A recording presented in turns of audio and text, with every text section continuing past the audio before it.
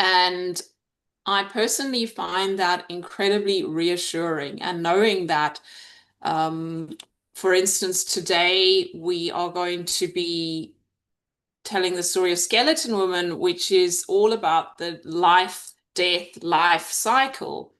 And knowing that if you're going through a death cycle right now, you will be coming into life cycle. And if you're in life, you are going to be going into a death cycle. So, yeah, welcome to the human experience. And I'd love to hear and just welcome in each of our guests, and perhaps in your short introduction to yourself, perhaps just share if you are familiar with the story already or not at all. And I'm going to ask Sara to introduce herself first. Thank you, Samantha, and hello, everyone. Thank you for having me. My name is Sara Roccisano. I'm an author, world traveler, motivational speaker, and the founder of Embolden Adventures, an encouragement platform that inspires personal, professional, and spiritual transformation. And yes, I've heard of the book. I read it. I read a few chapters as prerequisite for a women's retreat I went to in Crestone, Colorado back in 2022 after I surrendered, quit my career, left it all, and transformed my life. This was the beginning of that story. So we went to Mission Wolf in Crestone, Colorado, and worked with the wolves. It was quite extraordinary. And so I'm excited to have a discussion about the wolves. Wow, thank you. Over to you, Rollie. So I am Gigado Migunque, which means talking feather woman, and I am from a small community in northeastern Ontario, Canada. And so I work with women that have anxiety, and I use what I refer to as moon medicine. Moon medicine is the cycles of the moon and astrology, but also includes the energies of essential oils and essential oils and crystals and all those things that kind of come with bringing forth that energy, and that helps us work with within the cycles. And so that is yeah, so that's me. And Beautiful, thank you. Yeah, and you asked about whether or not I know the book. Yes, I am familiar with the book, and I love this book as well. And it really, I love the lessons that come with it. And yeah, so I'm looking forward to the discussions as well. Great, thanks. Who was next in the room? Catherine. Hello, so I'm Catherine Crestani, and I am a soul activator, a intuitive healer, author, podcaster, and speaker. And I work with women to help them reclaim their peace, power, and purpose, especially mothers, and not feeling guilty about doing things for yourself rather than not for your family, your children, all the time. And I started reading this book, but I never finished it because I feel the time I was reading it in my life, it was just that point where I had to let things integrate, and it was almost too triggering. So like being reintroduced to it this way through your storytelling, Samantha, is such a beautiful way to be reintroduced to the book and almost making me want to go pick it back up. So yeah, that's where I'm at. Lovely, thank you. Thanks, Catherine. Jo. Hi everyone. Yes, Jo here from Northern New South Wales, the land of milk and honey, as we say. I also work with women with anxiety and overwhelm, and, guiding them to truly find who they are at the core. I take them on a journey of self-discovery, really, and using many, many modalities, many methods, and my 40 years in the industry and the spiritual realm. So I love what I do. Actually, I do work with men as well. I must say that I've had a man working with me for many years now, and I just think that's incredible. But yeah, so as far as the book goes, I know the book, like Catherine. I've had it on my shelf. It's one of those books that's been sitting there on my to-do list. I have many books before that as well. So I do enjoy your storytelling though, Samantha. I really find it refreshing to hear it from the way you share it in on the lives like this. And then so one day I will pick it up, but it hasn't called me yet. I do enjoy just listening to the story from your perspective, and then sharing our own perspectives as well. So thank you. Thank you, Jo. So I'm going to invite us to enter into story time, which is time outside of our ordinary time, our ordinary lives, our to-do lists. And so the way I do that is I have another hat, which I think I wear in winter, but this is my summer storytelling, my Egyptian goddess headdress. And if you have something close at hand that you want to use as an anchor to just enter into this extraordinary time. It may be a smell, a spray, this lovely cleansing spray somebody gifted me. Otherwise, just taking a deep breath and arriving in the space fully, noticing your breath, noticing your body. If you want to, you can also close your eyes as you listen to the story, and maybe the images will come to you more strongly. But just be comfortable, relax, and enjoy it. It's not often that we get to just relax and enjoy a story as mothers, as adults. So she had done something of which her father disapproved, although nobody any longer remembered what it was. But her father had dragged her to the cliff and thrown her over the cliff. And there the fish had eaten off all her flesh. They'd eaten out her eyes.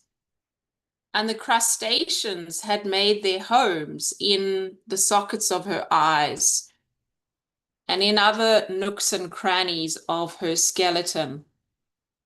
And her skeleton lay there on the floor of the ocean, just rocking backwards and forwards in the tide. Until a particular day when a fisherman came, and he was obviously not one of the local fishermen, because they kept very clear of this cove. For many, many years, they told each other that this cove was haunted. And this fisherman let his line out, and as it dropped down to the ocean floor, of all places, it caught in the rib cage of Skeleton Woman. And he was very excited when he could feel that there was something at the end of his line. And as he started pulling on it, he was saying out loud, he was so excited, that this is a really big one. This is one that is going to feed me and my neighbors for weeks. I won't even have to go out fishing anymore and have all these weather changes and all these difficulties. This is fantastic. And as he reeled and reeled, he got more and more excited. And he was busy kind of at the other end of the boat, sorting out his nets and getting ready for this big catch. So he didn't notice that Skeleton Woman had come right up out of the water, and the little creatures in her eye sockets were glinting in the wet, with the wet seawater. But at one point, he did turn around and he got the fright of his life. He went as white as a skeleton when he saw her hanging by her long front teeth on the boat. And as fast as he can, he grabbed the oars and he started racing to the shore, not realizing that Skeleton Woman was actually caught up in his line, and every step of the way she was with him, hanging on to the boat. But it was getting dark, and he was in a state of total fight flight. So he wasn't noticing what was going on, and he grabbed all his fishing tackle, because that was his means of survival. As the boat landed on the shore, he grabbed all of his gear and he started running across the rocks, across the frozen tundra, and over the area where all the meat was laid out to dry. And as he did that, of course, Skeleton Woman came dragging along, bumpity, bumpity, bump behind him. And she even managed to grab a piece of meat. She was starving. She hadn't eaten for such a long time.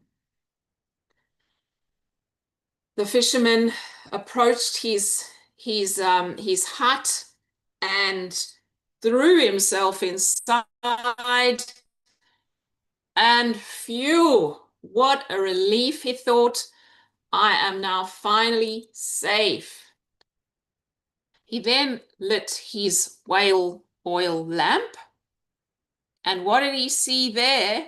Lying on the floor of his hut was Skeleton Woman, but so tangled up. She had one foot over her shoulder, another foot was stuck into, wrapped around her elbow. She was a mess. And I don't know whether it was because he was a very lonely man, or because the light of the whale oil lamp made Skeleton Woman look a little bit less frightening. But whatever it is, he decided to come closer. And he knelt down and he started to put her skeleton back into its right order. And as he did that, he sang and hummed to himself, "Oh, na, na, na, oh, na, na, na." And it took him a long time, but he got her skeleton back into the order that a human skeleton should be. After that, he went and sat in his leather chair, just looking at her. Now, she was still pretty scared. She was thinking that maybe he would go and throw her over the cliff one more time. But he fell asleep. And I don't know if it ever happens to any of you that in your sleep, there might be a tear that comes out. And the tears can be from longing, or they can be from sadness. And when Skeleton Woman saw this tear, she came closer to the fisherman and she put her mouth to the tear. And the tear became a river, and she just drank and drank and drank until she had totally slaked her thirst. She then lay down, or sat next to him and put her hand into where his heart was. She took his heart out and she started beating the heart, and she beat all the flesh onto her body, and she beat the hair onto her body, onto her head. She beat all the parts that a woman has into her body.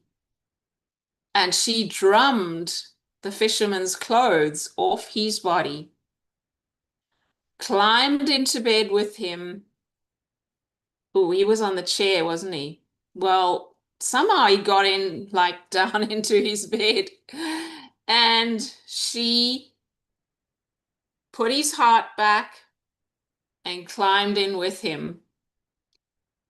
And in the morning, the two of them were entangled and wrapped together closely. But this time, it was in a good and lasting way.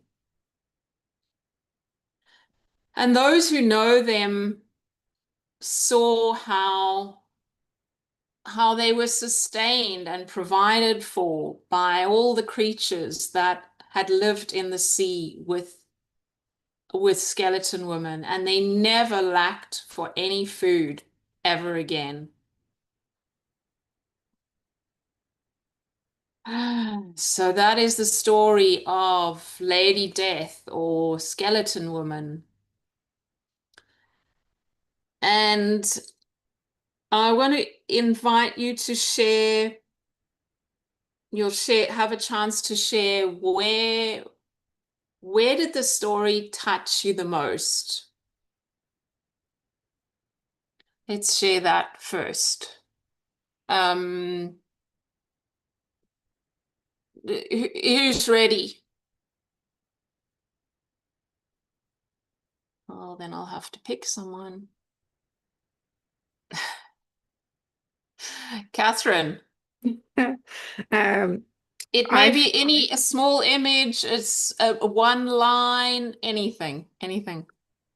I feel it's just that simple act of kindness and compassion can allow someone to come back to themselves. That's kind of the message I got, especially when just singing to somebody and taking that care when you were initially so afraid, but when you stop and take that moment to breathe and actually look deeper into what's under the surface is where you can find the true beauty and love and compassion. Beautiful, thank you.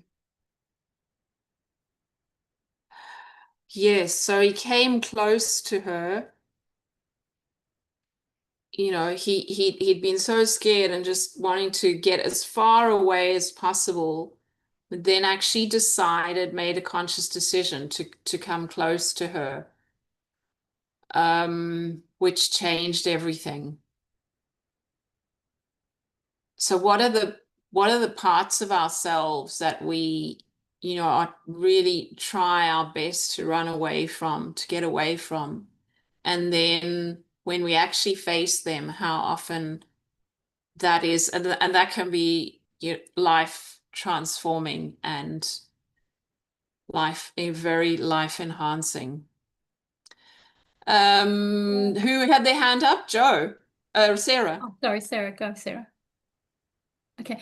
I just, for me, the very opening piece around her being cast out and how many women feel shameful, guilty, and all the things that we carry, and essentially feeling that we don't belong. That really struck me. Like, it's such a common thread in society that if we don't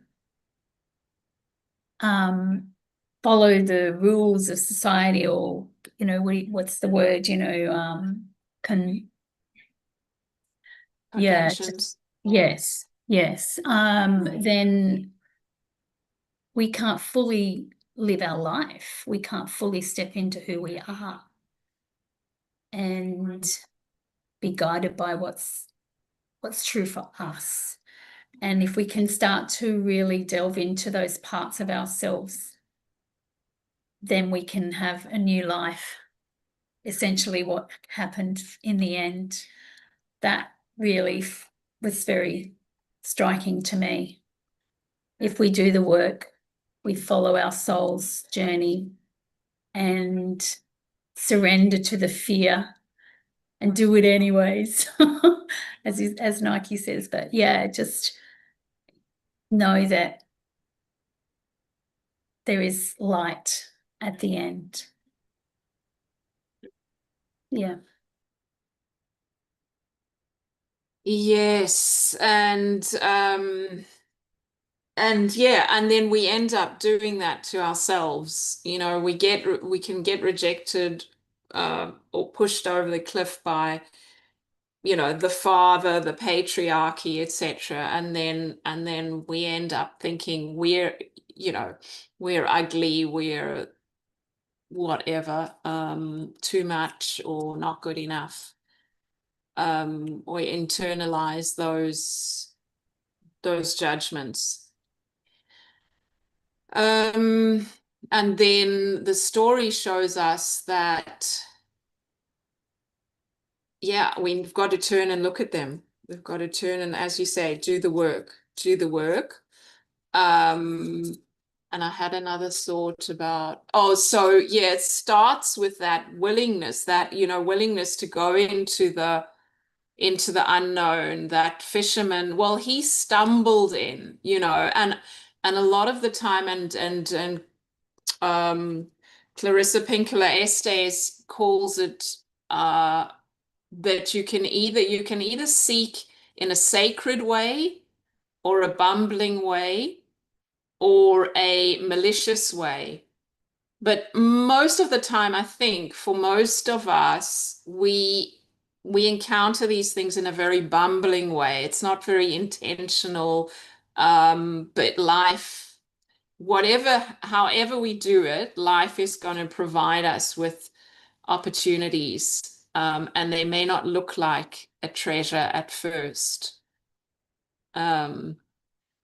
Thanks, Joe. Sarah.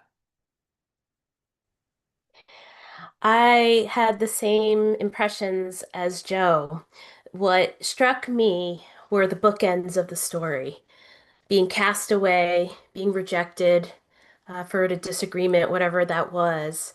And she's now paying a price, a victim in that sense, which is similar to like what's going on now, right? The world, the matrix is crumbling because it's inauthentic with the light. And so it's casting judgment onto people. It's projecting people off a cliff. It's really kind of shaking and breaking up. And we've been conditioned to give our power away to the external and getting approval. But then at the end, we hear that they're provided for in a state of abundance and they come together in a divine union. So there's healing not only with the divine feminine, but also the divine masculine, because now he's coming in as a protector in some ways, and she's showing up in her magnetic, authentic self. So I see that as a foretelling of what we as a collective energetically are going through now. We're in the birthing process of decoupling from the false matrix. And as things break down around us in chaos, because it's not with the light, it can't be sustained. And authenticity now is beginning to shine through as Mother Earth, Gaia, is now in her ascension of consciousness and providing an abundance. And we trust its unfolding and believe that we're protected and know that we are our divine selves as we heal and grow with Mother Earth. So I see that as the bookends of the story. Thank you. Is my connection okay? Can you hear me? Okay, it may be a little bit laggy, but I just as you were talking, Sarah, that is beautiful. And I thought of that, you said the false matrix, just him thinking that he's caught this huge fish that's going to, feed him and all of that, but it's not at all what he thinks it's going to be. And but it actually ends up being way better than just a fish. Yeah, thank you. Rollie. So kind of like tying into what the ladies have already said is that whole process of trusting and I don't know necessarily that the fisherman was like necessarily trusting initially, but was able to see that like just being able to trust, being able to be in this space, in this moment, in this time, allows him to understand and see how things can actually come together um and be um and be different and accepting that difference and knowing that something good can come from the rocky waters, from like the difficulties that we have, that we face. And so and I really love that that aspect of like just that, and going back to the word trust, and just knowing that even though things do not appear as though they are the way that we would like them to be in this moment, there is something on the other side. There is something, and if we can kind of get through it, so we can't always just always close our eyes and make believe that things are not happening, but like even trusting that things happen for us, not to us, is also, I think, a really good message within what it is that's happening. Is that so she was cast aside, and but then she was able to come to the other side, that and had she have not been casted out, she would not have gotten to that other side. She would have been continued with whatever path that that everybody had set out for her, where she was able to like come back around and see where things look different, and then having that connection with the fisherman.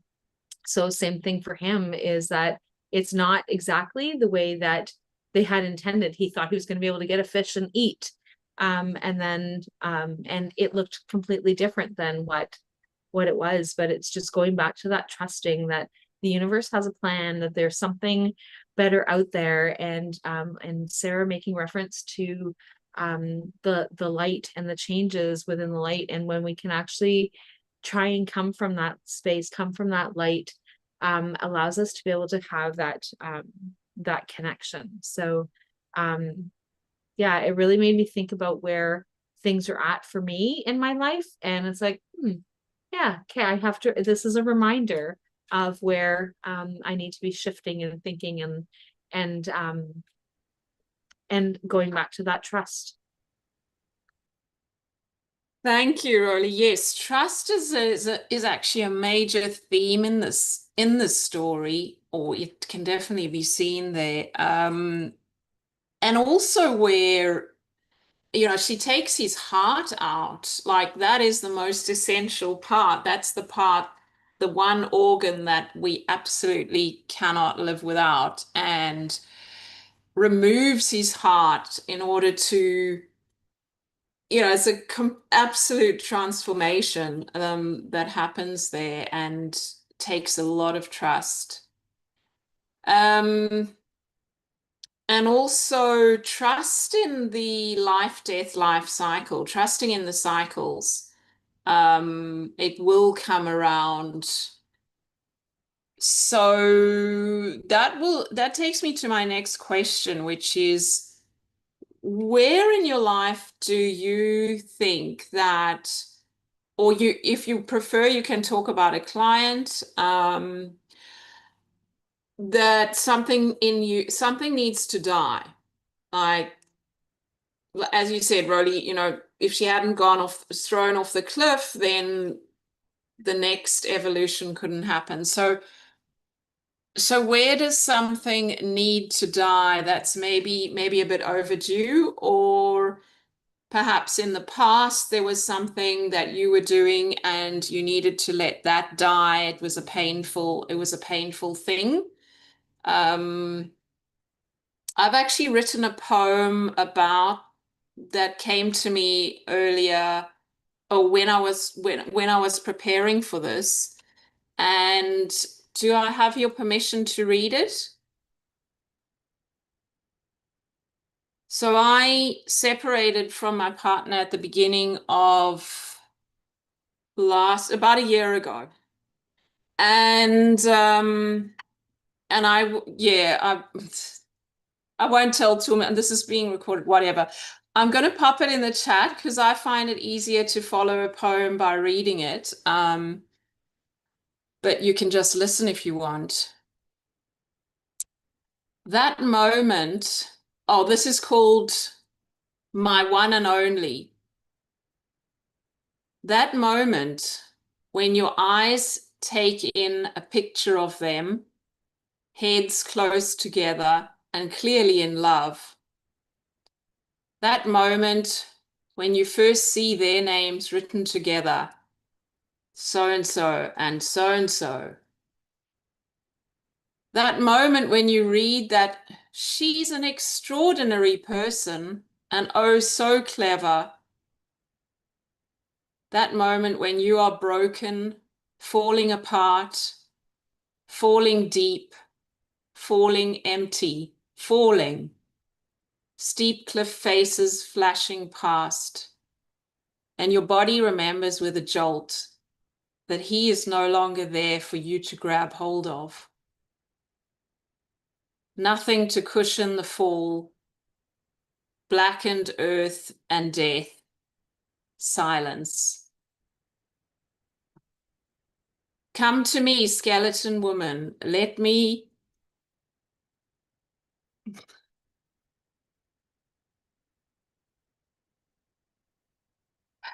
untangle your bones. Drink from my tears. Take my heart and beat the flesh back onto your bones. You are my lover now. You are my one and only.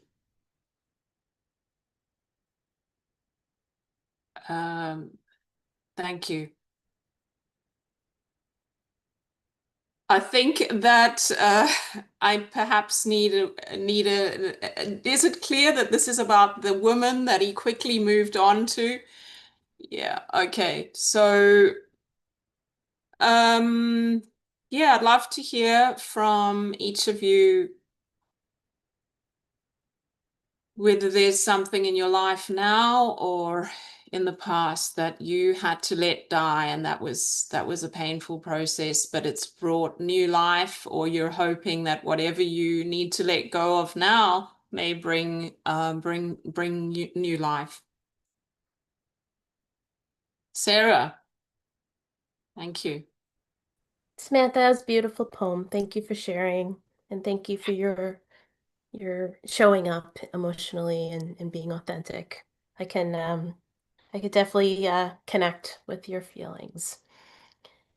And so for me, a transformative moment has happened. As I mentioned earlier, the wolves were the beginning of really the transformation that I've been undergoing for the last, call it 5-ish years or so. And in 2022, right before I went to Crestone, I quit it all. I quit my 20+ year career. I had no real plan other than I was going to write a book, which is now about to be published. Amazing. And I had no, sort of roadmap. I just was following now my need to get out of the system, need to get out of New York City, need to sell my apartment and get out and change my life. And I listened loud and clear, and it was very painful, emotionally and otherwise. It required a lot of healing and a lot of introspection and a lot of killing the old persona that was a career woman in a male-dominated industry who picked up a lot of toxic, masculine behaviors in order to make it with the top tier sharks of the world.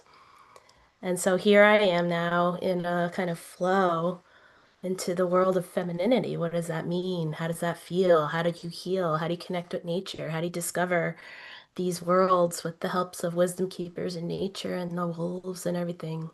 So yeah, it's important to transform. It's important to hear the call, and the call comes from your soul, and it's important to honor it and trust and allow for it to show you the way. And I'm really, really grateful that I had the courage to say, I'm done. I'm moving forward with my life.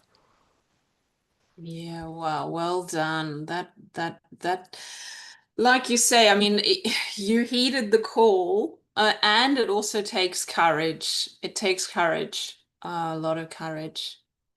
Um, but your soul ultimately, yeah, wasn't really going to give you the choice, right? Well done. I'd love to hear more about the wolves if we have time, but for now I'll move on. Catherine, was that you wanting to share? My whole life has been shedding identities, like just shedding all the masks, all the personas that we adopt and put ourselves in, from, being a business owner to an entrepreneur to a speech pathologist, to all these titles and labels that we put on ourselves and restrict ourselves in these boxes. And when I started on this journey, the message I got shown was kick the crap out of the boxes and actually allow yourself to expand. Yes, still protect your energy, put your bubble around yourself, but at the same time, with a bubble, you can choose to expand it or shrink it any way you want, whereas a box is more confining. And, from the hardest thing I had to do was not leave my first husband, not leave my first business. It was actually sell the business I built from the ground up and let it go, because it was like letting my baby go. And that wasn't the devastating part. The devastating part was still working in that business and watching it crumble to pieces. There was no legacy left. It was ultimately a reflection of an ego death happening whilst I was working there. So I actually had to mourn that whilst I was still working there. And then stepping into the role of being a mother. And now it's going through that rebirth cycle now of, how do I be a mother and also be a healer and do the soul work that I'm here to put at the same time. So it's this constant journey and reshifting of identities. And exactly as you said, Samantha, it's courage. You have to have the courage to not just want to stay in the old, but also embrace the mundane. Mastering the mundane is such a powerful thing too, because the biggest thing I'm practicing at the moment is being present and remembering that it's okay to be a boring human, rather than having this bigger connection spiritually. So it's pulling apart, again, all these identities, pulling them all the walls down and allowing myself to just truly be present and be in my soul action and alignment. Beautiful, thanks. And also for mentioning the mourning part, because that is a crucial part of letting something die, is to actually acknowledge and mourn it, like I imagine you did with your, well, you said you did with your business, and mourning is the act of grieving. It's actually doing physical things, taking actions to grieve. And in the story, there's the tear. To me, that's the healing that comes with mourning and grieving. There's probably some other mourning moments in the story, but that's the one that comes to mind when you're talking. Thank you. Thanks, Catherine. Jo. Yeah, I just want to say, such an honor to be in all of your presence, right? There's just such wisdom and also really inspirational. So thank you for sharing where you've come from. And I totally, totally relate to everything you were talking about there. And I was drafting my memory back to when I first, for me, it was about surrendering and stepping into the unknown. And sometimes we just don't have a choice. It's not something we choose. It's something that happens. And for us, as I think Rollie said earlier, to follow that truth, to follow that divine breadcrumb. And it was when I was 6 months pregnant with my fourth child and my husband left. It's like, what now, right? That's just like being thrown to the wolves, yes? And so many things. And I think I was 28 at the time, 28 or 29. And it's just been since then, I feel like my lesson has been continually stepping into the unknown and just trusting that process, and not fully knowing, because yes, there's parts of us that want to know, well, what next? We want to try and work it all out. You know, the human part of us, the brain part of us, the conditioned part of us has to know every step of the way. But there was a point along the way, and it was probably more in the last few years, specifically, as Catherine mentioned, as a business owner, we don't have guarantee of income. We got to trust, you know, we have to put ourselves on the line. We have to, you know, show up. And that's a scary thing in itself, unless you start to, you know, break away these masks, which you talked about, these parts of us that don't serve us, and step into that unknown and drink from the fountain of tears, right? That's so relevant in this story. You know, that's the healing, when you shed the tears and you drink from them and really bathe in them and rebuild your life, not knowing exactly what that looks like. Total faith, yeah, and continuing to show up and know that one thing I have learned is that everything is temporary, right? If I have that in the back of my mind, it's just a process. I went through a big process, as many of you know, last year, like dark night of the soul, and it's just part of the journey. And having the skills and having the knowledge, having the support, which is my theme this year, support is your superpower, to be held, to soften into the femininity that you're talking about, Sarah. And when you're in that space, it's so beautiful. And trust, just trust. So I resonate with all of what you're talking about there, and so beautiful to have these experiences. Now, at the time, it's scary, but we look back and go, wow, did I really do that? Did I really sit at the breakfast table with Jim Rohn, right? Morning after morning. Did I have those experiences? Like, pinch yourself, because that's what built me. That's what carried me. That's what supported me through whatever life was throwing at us. So, yeah, beautiful. Thanks, Jo. Wow, what an experience to go through. I love that. Support is your superpower. I might borrow that. Thanks. I'm supporting parent carers of neurodivergent children on their journey. So, Rollie, over to you. So for me, it is something that is, I've had the transformations, I've had the different things, as Catherine has said, it's like this revolving door of like opening things up again, and where am I going next, and what is it that's happening? And so for me, that is where I'm sitting. Excuse me. And so I had an idea of where it is that I wanted to be going this year, and getting prepared to be able to get things happening. And then in November, I ended up with this beautiful little bundle that we are temporarily caring for. And things have shifted and changed, and I don't know where things are going. And as Jo said, it's like those unknowns are scary, and what is it that's going to happen? And not just for me, but for her, and all the others that are involved in this scenario. And how do we navigate all those things and how those changes? And I need to remember the word trust. And so when that came up in the story today, it was that reminder of just remembering that I need to just trust. I don't know where this journey's going. I don't know what the plan is. I don't know where things are happening.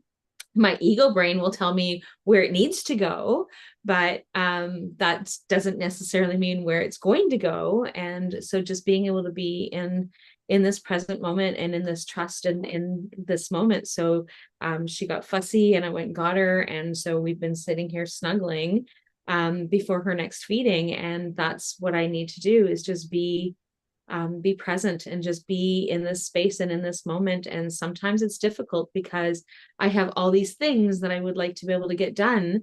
that something as simple as people would send me an email because we changed servers, and they were getting a bounce back. Well, I couldn't even just take the time to be able to try and figure out where this bounce back error came from. And this morning we finally got it cleared. So it was like, I just kind of let it go. And I'm like, well, I'll figure it out. I don't know when it's going to happen. I just warn people, like, you're going to send me an email. There's going to be a bounce back. I'm getting your email. Just ignore the bounce back. And eventually that message is going to disappear. And so this morning I had some time to be able to just sit and be quiet. And it's like, okay, so Chat GPT, help me figure this out. This is where I'm at. Like, this is what I've been trying to do. This is what's happened. And why am I keep getting this bounce back? And then screenshotted places that it's like, well, check this, check that. And I'm like, okay, well, I still don't see anything. And then it was something as simple as there was one spot on the old server that says emails on or off. And I just had to click the emails off. That was as simple as it was. But I have been racking my brain, had sessions with our entrepreneur group, and I'm like, I still can't figure out what this is going on and what's happening. And I will actually go back to Catherine saying, just trust, all the things will happen the way that it needs to. And I've just been like, I just kind of went, okay, whatever, I'm not even trying to figure it out anymore. And then this morning was like, okay, I have some time, let's just see whether or not I can try and figure it out. And it's like, voila, and it's done. And I no longer get bounce back emails anymore, so I don't have to tell people anymore, like, oh. But it's just being able to just trust and be in this space and in this moment. I don't know where it's going. I have absolutely no idea what it is that it's going to look like, but I know that this experience that I'm having right now is going to be something that is going to impact me at a later date, and how I'm going to be coming from it on the other side. So yeah, so that's just that reminder of just being. You're right. You're right in the middle of that. You're in the middle of the story, like being taken apart, having to be put together again, having your heart taken, put back. And it is, it's not a comfortable process at all. And I'm sure you've done it many times before. What can the story yes, I hear that, trust, and I'm wondering if anyone, perhaps as our last round, what can the story teach us about when we're right in the middle of those experiences where, yeah, we literally, feel like we've been taken apart, and we're just a bundle of bones on the floor, on the ground. Yes, Rollie. And any last words as well, just add. Yeah, so for me, it's a reminder that I may not have been through this before, but I've been through this before. And so and I've been able to get through the changes, and the and as Joe said in the group chat, is like in the chat, is entanglement. And so I've been in this entanglement before, and I always find a way of being able to untangle. And so so yeah, I love that entanglement word. And so, but I've been here before, and I've been through it, and I have the skills and the ability to get through it. Yes, entanglement is obviously a big theme too. And your story about the emails, just letting that go and waiting for the time when you could actually have the focus, the clarity, the space to think about it, that enabled you to then sort it out. And that's like I think the rearranging the skeleton woman into the right order, finding that order, and yeah. Who wanted to go next? Sara. I think of the bones as a Merkaba, your sort of framework of your energy ether, right? And so your Merkaba is what kind of manifests outward to, anything you put your heart and desire to in terms of a transformation. So the bones, the Merkaba is your foundation. It's always providing you that sort of structure to kind of create and recreate whoever you want to be authentically. Thank you. Yeah, structure. Yeah, that would definitely represent structure. And when, as you were speaking, I was thinking about what, Joe Dispenza talks about how we get like disorganized in our mind, and yeah, like a dysregulated, disorganized, and that can really happen, when we're going through those challenging times. Um, and that's the way our nervous system copes with it, and it's very intelligent. It's just that it's not healthy to stay in that for a very long time. Catherine. The thing I've learned is actually asking myself, what's the worst that can happen? So even when you're down in the dumps, actually asking yourself that question weirdly takes you out of anxiety and takes you out of those extreme states, because it brings an anchoring into it. And also, sometimes letting your mind play out the worst case scenarios can just allow it to be acknowledged. And, our brain and our ego just kind of wants to keep us safe. So if you can let those scenarios play out and go, okay, thank you, appreciate that, but we're not doing that, we're canceling that, we're doing this instead, that can be really empowering. So even when you are down to your bones, like Sara said, breaking down the foundations to nothing, and building yourself back up, well, now you've got a clean slate and you can build up how you want to be built up rather than what everyone else has told you. So for anyone thinking it can't get worse than this, well, you're inviting that, but ask, what is the worst that can happen? And start to take steps towards what you want in your life and rebuild it how you want to see it. I look at when you come up to, especially in shamanic rituals, you always go through that death kind of cycle. And for me, it's always dismemberment and, you get burnt to ashes or whatever it might be. But I welcome those, because then I know from something is going to bloom, because energy can't be created or destroyed. It's only when we shift that energy. So if you're always going to hang on to the old and never step out of that and never break it down to the bare basics or the bones, you're never going to allow something new to flourish and grow into something amazing. Yes, it's like recharging when last did you recharge switch your phone off and let it not recharge, let it start up again? Yeah. Okay. Thank you. Thanks, Catherine. Beautiful. I Joe. love that. I love that, Catherine. That was gorgeous.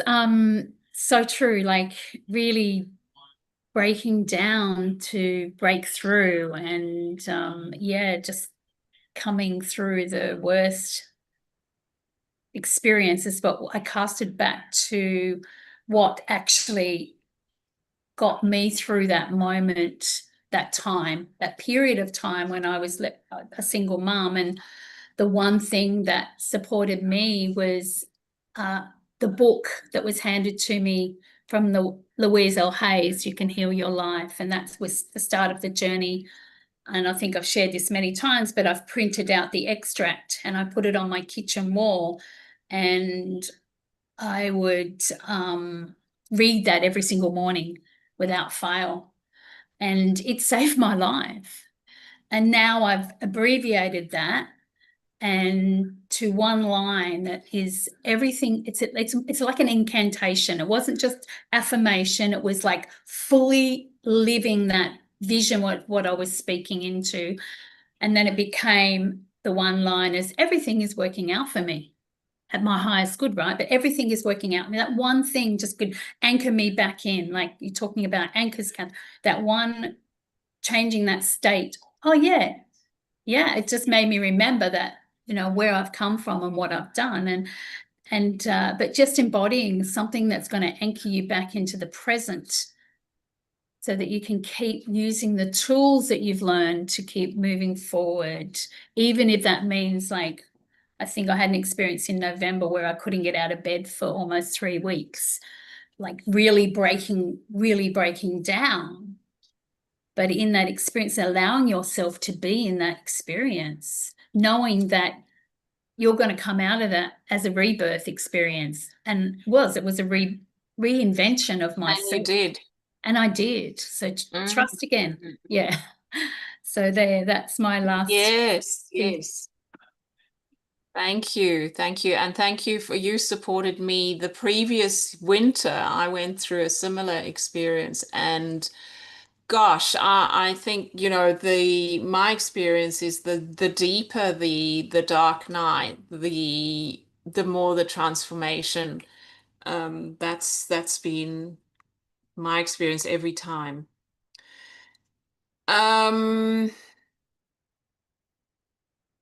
Yes, so I don't know if Sophia is gonna come back, or do we just say thank you to everyone for joining. This was just such a rich, beautiful discussion, and I feel like we've just touched the surface of what's there in the story, and loved getting to know all of you, but on a deeper level though.